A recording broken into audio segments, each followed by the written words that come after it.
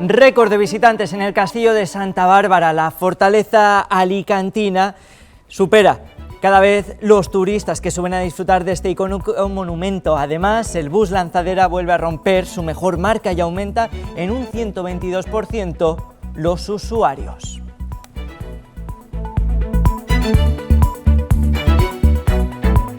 Con una frecuencia de 40 minutos, el autobús lanzadera que une Alicante con el castillo de Santa Bárbara se ha convertido en una de las opciones predilectas por visitantes y alicantinos. En lo que va de año, más de 37.000 personas han utilizado este servicio, un castillo que cada vez cuenta con una mayor agenda cultural. Enseguida se la mostramos, antes otros titulares de este 21º día del mes de agosto.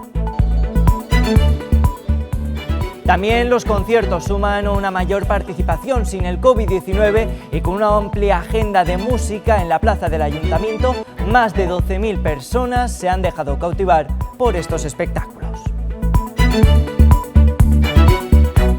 Un hombre ha sido detenido en Alicante tras ser sorprendido por la policía con 1.070 kilogramos de hachís, una bolsa de marihuana y 600 euros. Además, portaba también billetes de moneda extranjera.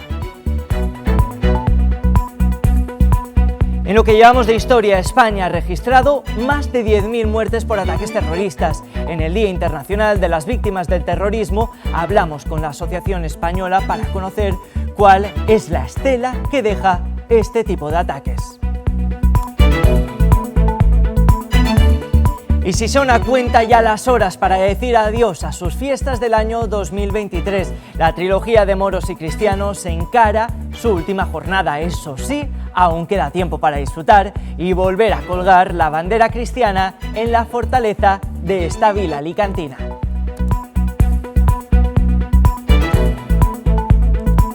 Y en los deportes, Aitor Baró, esto parece toda una novedad. Buenas noticias. Buenas noticias, aunque un poco alejadas algunas del deporte alicantino, porque ha habido doble celebración en este domingo. Por un lado, la selección española de fútbol flag, una modalidad de fútbol americano en la que dos jugadoras de los Sharks se han convertido en subcampeonas de Europa. Por otro lado, ese mundial que se ganó en cuanto a la fútbol en Australia y que en el Campello se pudo celebrar o vivir de esta forma delante de una pantalla gigante. Después, en el tiempo de deportes, contamos ambas cosas.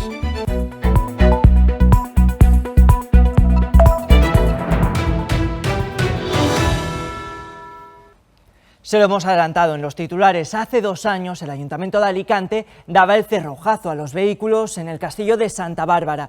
Desde entonces, un autobús lanzadera une el casco urbano con la fortaleza alicantina. Ahora los datos reflejan un aumento progresivo de los pasajeros en este servicio. Desde el 1 de enero hasta el 31 de julio, 37.374 personas han utilizado esta línea. Unas cifras que, comparadas con las del año 2022, suponen un incremento del 122%.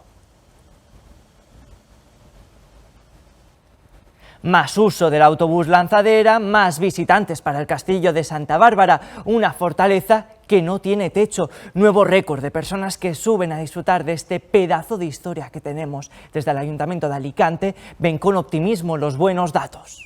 El castillo de Santa Bárbara y las actuaciones que se están llevando a cabo de promoción turística del monumento nos están dando unos resultados muy buenos. El año pasado la cifra era de más de 700.000 personas las que subieron a este castillo de Santa Bárbara a disfrutar del monumento, pero tal y como llevamos la temporada y todo el año, pues es muy probable que se supere esa cifra. Y seguimos hablando de esta peculiar fortaleza porque esta semana ha vivido una nueva conquista. Los piratas han vuelto a desembarcar en este enclave, un mercadillo que ha sido todo un éxito de participación en el que los más pequeños han podido disfrutar de espectáculos, juegos y demostraciones. También los más mayores han podido sucumbir a los encantos de este mercado corsario. Y la cosa hoy va de éxitos. Este verano en Alicante Los conciertos de verano de música han triunfado en la plaza del Ayuntamiento. En total han sido más de una veintena de exhibiciones musicales celebradas entre el 7 de julio y el 21 de agosto, en el que distintas bandas, grupos y agrupaciones musicales han actuado frente a más de 12.000 personas. Estos datos han hecho que desde el equipo de gobierno ya planteen volver con una nueva edición en el año 2024.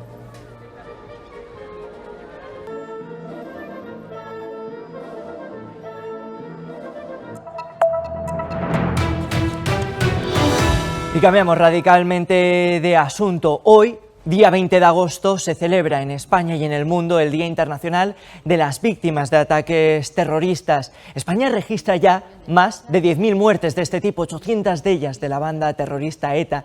En Alicante, el último atentado se sufrió en julio de 2003. La onda expansiva afectó especialmente a un edificio cercano, en el que la rotura de cristales produjo heridas a 8 personas, 2 de ellas de gravedad. Heridas que quedan marcadas para siempre, no solo las víctimas directas, también las colaterales, familiares que conviven de por vida con ello. En este Día Internacional de las Víctimas del Terrorismo contamos con la presidenta de la Asociación Española, Maite Araluce. Muy buenas tardes, bienvenida. Hola, buenas tardes. ¿Cómo cambia la vida tras un ataque terrorista? Cambia radicalmente. Se puede decir que la vida que tenía la víctima antes del atentado se rompe en añicos y a partir de ahí tienes que aprender a vivir otra vida distinta. Existe toda una generación que acaba de cumplir 18 años y que vive sin haber conocido realmente la peor etapa en cuanto a terrorismo en España. Hablamos de la banda terrorista ETA. ¿Cómo les explicarías tú todo aquello que vivimos en nuestro país no hace tanto tiempo? No, por eso nosotros lo explicamos y una de las actividades fundamentales que tenemos en la Asociación de Víctimas del Terrorismo es el ir a dar nuestro testimonio en aulas, tanto en colegios, institutos, universidades, etcétera, porque nos parece importantísimo que la gente joven sepa qué es lo que ha pasado en este país. Recientemente, hace un par de años, 2 o 3 años, el Gobierno de Navarra nos presentó un estudio que había hecho sobre lo que saben los jóvenes del terrorismo en España y realmente fue demoledor. No solo no saben nada, sino que un 25% justificaba la violencia para conseguir fines políticos y eso pues es muy grave. Con lo cual tenemos que seguir dando ese testimonio, conseguir que el terrorismo aparezca en los libros de texto y que se sepa qué es lo que ha pasado para que no vuelva a pasar. Claro, hablaba de esas charlas que tienen con los más jóvenes, aquellos que, como decíamos, pues no han sufrido el terrorismo de ETA, al menos. ¿Cómo les explicaría usted la importancia que tiene esto? Es decir, ¿cómo harían pedagogía con ellos? ¿Les sorprende algo, por ejemplo, cuando van a una de estas charlas y les escuchan hablar? Nos sorprende muchísimo, primero, que no sepan nada. Y luego que las víctimas del terrorismo seamos como un ente, no sé, se oye víctimas del terrorismo, pero no identifican con que cada víctima del terrorismo es una persona y una distinta a otra, que tiene su familia, que tiene sus ideas, que tiene su proyecto de vida. Y eso es lo que no... cuando se habla de víctimas del terrorismo, habría que humanizar a las víctimas del terrorismo. Cada una tiene nombres y apellidos y detrás de cada víctima del terrorismo hay una historia. Y eso es lo que les sobrecoge a los alumnos cuando vamos a los colegios y a los institutos, incluso en universidades, ¿no? Eso es lo que les sobrecoge, el pensar. Ellos habían hablado de víctimas del terrorismo, se habla muy fácil de víctimas del terrorismo como si todas fuéramos iguales, como si todas, no sé, no hubiéramos nacido así víctimas del terrorismo.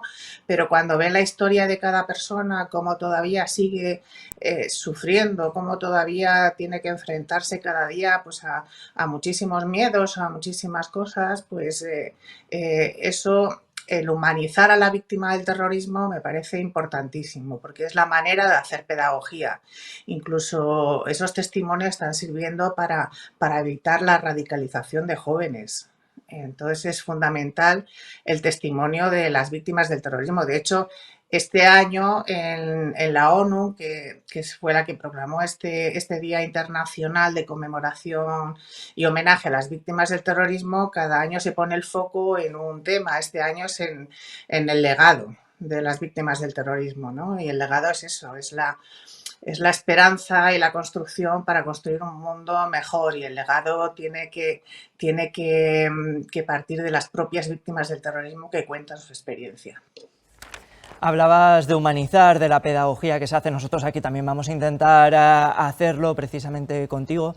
Hace 5 décadas vivías un ataque terrorista y esas heridas siguen presentes a día de hoy. ¿Cómo se convive con eso? Porque al final es un lastre que se lleva prácticamente toda la vida, es imposible de sanar. Sí, prácticamente. Yo siempre digo lo mismo, en la condición de víctima del terrorismo, por desgracia, no prescribe, y seguiremos siendo víctimas del terrorismo hasta el día que nos muramos, y eso marca mucho. O sea, yo en concreto, el ver el asesinato de mi padre y de los que le acompañaban, eso me ha marcado de por vida. De pronto, bueno, pues crees que estás en una sociedad segura, en un entorno seguro, y de pronto, bueno, pues dejas de creer en la sociedad, dejas de ir segura, ya tienes miedo, muchas inseguridades, y te quedan pues muchas secuelas, en mi caso no físicas, pero sí psicológicas. O sea, todas las víctimas del terrorismo tenemos secuelas, algunos físicas y otros psicológicas, y otros las dos, físicas y psicológicas. Y esas secuelas están de por vida. Entonces hay uno de los aspectos que no se conoce de las víctimas del terrorismo, por ejemplo, es que con esas secuelas, pues la gran mayoría pierden sus trabajos, o sea, salen del mundo laboral, hay que volver a reinsertarlas, hay que volver a darles formación para que se reinserten en el mundo laboral, con noticias pues como homenajes a terroristas, como acercamientos, como progresiones a terceros grados sin arrepentimiento. Eso hace que la víctima vuelva a recaer otra vez, vuelva a perder su trabajo, y hay que volver a reinsertarla. Eso es un trabajo diario que hacemos desde la asociación, y bueno, como eso hay muchos otros aspectos que la sociedad en general y en los jóvenes en particular no conocen de las víctimas del terrorismo, y que seguimos sufriendo a pesar de que ya han pasado más de 40 años del atentado que hemos vivido.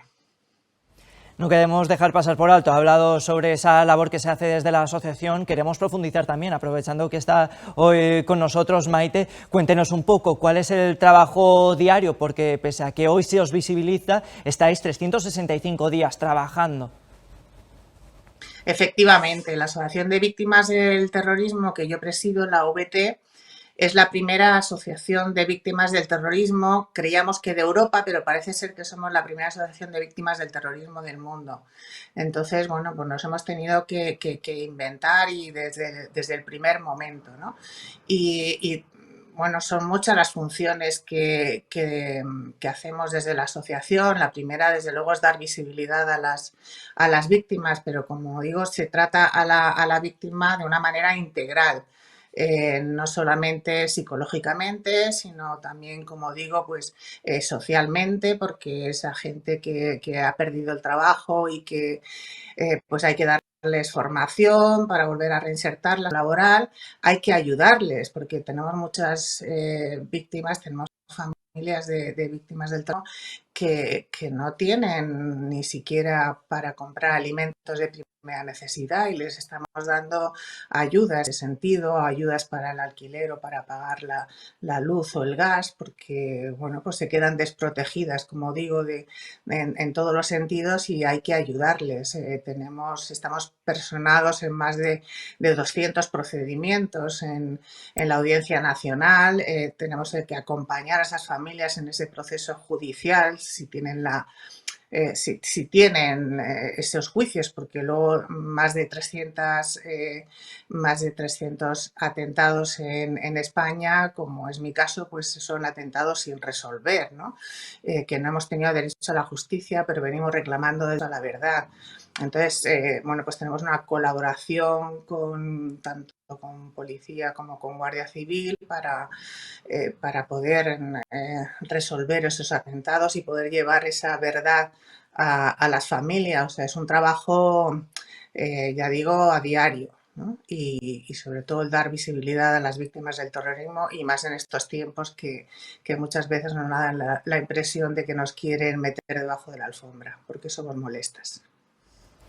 Desde luego es fundamental la labor que hacen desde la asociación, pese a que hoy en día no hay una banda terrorista en activo en España. Sí que es cierto que España sigue estando en un estadio de peligrosidad en cuanto a terrorismo. Estamos en alerta 4, sigue existiendo miedo. ¿Cree que ya hemos olvidado todo esto?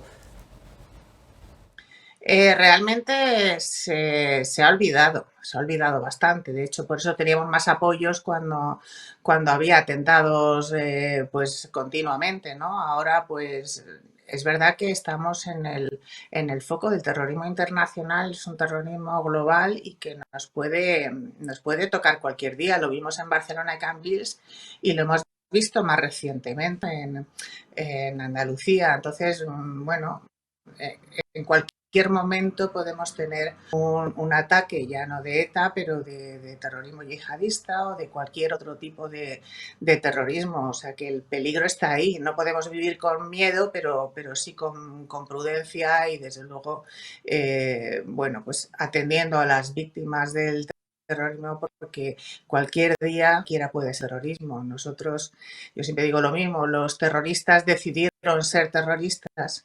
Decidieron personalmente ser terroristas y se prepararon para ella, y las víctimas del terrorismo ni decidimos ser víctimas, en ningún momento lo quisimos, ni nadie nos ha preparado para ser víctima del terrorismo. Maite Araluce, presidenta de la Asociación de Víctimas de Terrorismo de España, muchísimas gracias por estar esta tarde con nosotros, por compartir tu testimonio y también acercarnos y adentrarnos en la asociación. Gracias de verdad. Gracias a vosotros. Y precisamente coincidiendo con esta efeméride, hemos salido a la calle para preguntarle a los alicantinos si siguen teniendo miedo de estos ataques terroristas. No es algo que me dé miedo, pero sí que es algo que está presente y va a estar presente siempre, esperemos que cada vez menos, pero bueno, sí entiendo a las personas que les dé más miedo, que a mí no es el caso. En la situación en la que estamos, a priori no podemos vivir con miedo y no es algo que lo tenga yo en mente. ¿Que puede pasar? Pues podría pasar, pero no lo veo como un riesgo importante en estos momentos. A ver, yo creo que ese miedo realmente lo tenemos un poco todos. Al fin y al cabo, los ataques terroristas que han habido en España han causado muchísimo mal. Entonces yo creo que es un poco un miedo existente en todas las personas, pero tampoco creo que sea algo que pueda llegar a pasar. Vamos, quiero pensar que no estamos tan expuestos o... vamos. No lo he tenido nunca. No lo he tenido antes, no lo voy a tener ahora. No. Claro, ya ha pasado. Y ya hemos visto cómo se las gastan, ¿sabes? Y claro, eso es algo que para el ciudadano de pie queda como muy... ¿sabes? Como que ignoramos realmente todo lo que se cuece, ¿sabes? Y es algo muy serio, esa gente nos anda con bromas.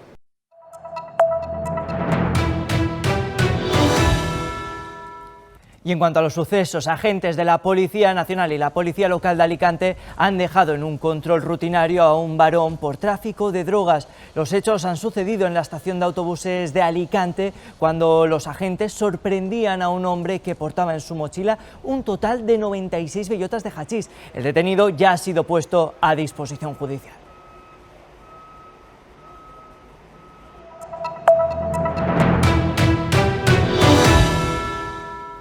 Fin de semana de fiestas en Sisona, la localidad más dulce, vive su trilogía festera. Unos moros y cristianos que tuvieron su momento álgido el pasado sábado por la tarde con la entrada de moros y cristianos. Las 10 filaes cautivaron a vecinos y visitantes con un desfile que se prolongó más de 6 horas. Entre los momentos más especiales y destacados, la capitanía de Piratas Marins y els Moros Verds.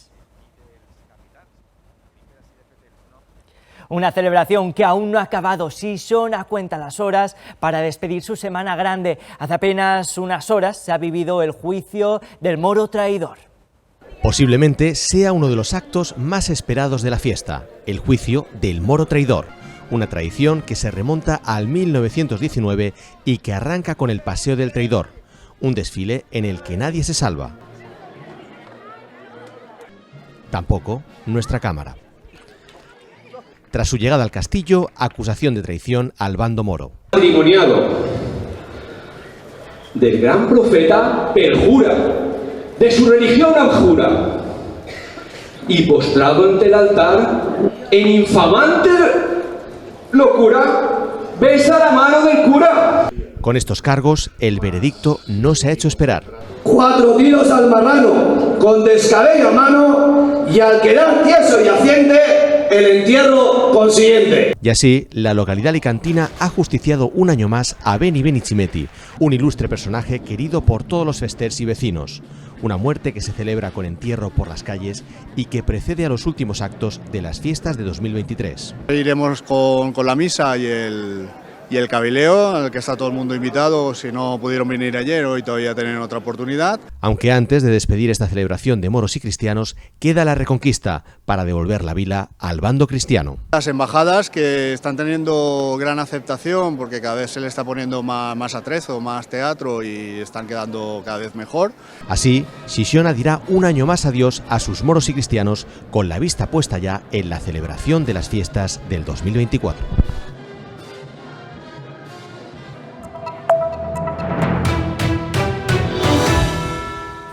Bueno, y precisamente fiesta la que tenían ayer en el deporte. Muy buenas tardes, Aitor Baró. Lo hemos adelantado en los titulares. Celebración por partida doble. Por partida doble, y sobre todo una que es mega histórica, como la consecución de ese campeonato del mundo de fútbol que la selección española femenina lograba ayer por la mañana, por la noche en Australia, donde se jugó, y que, por ejemplo, en el Campello se pudo vivir y celebrar así con una pantalla gigante. No fue el único municipio que colocó una de estas pantallas, en la que todos los que pasaron por allí lo pudieron celebrar de lo lindo.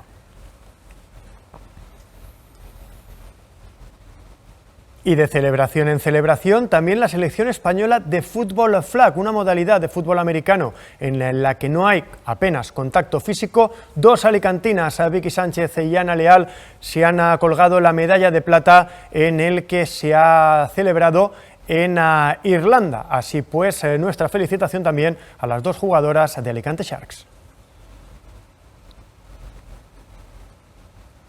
Fútbol femenino, fútbol flag, no sé con cuál de los dos te quedas, Carlos. Lo tengo complicado. Además, yo iba a decirte, llevo 1 año y medio sin presentar el informativo, he vuelto y las cosas han cambiado bien poco y no para mejor. No, me iba a decir que mal le ha sentado el fin de semana a Andrés y luego me he dado cuenta de que eras tú, así que bueno, te vamos a tener por aquí una semana. Creo que va a ser un bonito homenaje a lo que pasaba hace 1 año y medio por aquí. Desde luego que sí. Muchísimas gracias, Aitor Baró. Hasta mañana. Y a ustedes también nos despedimos por hoy, no sin antes recordarles que tienen todas las noticias de la comarca del Alacantí en la página web de esta casa, alacantitelevisión.com, también en las redes sociales y en la aplicación disponible para todos los dispositivos móviles. Volvemos mañana con más noticias, algunas de ellas buenas. Descansen, cuídense y recuerden, nos vemos mañana.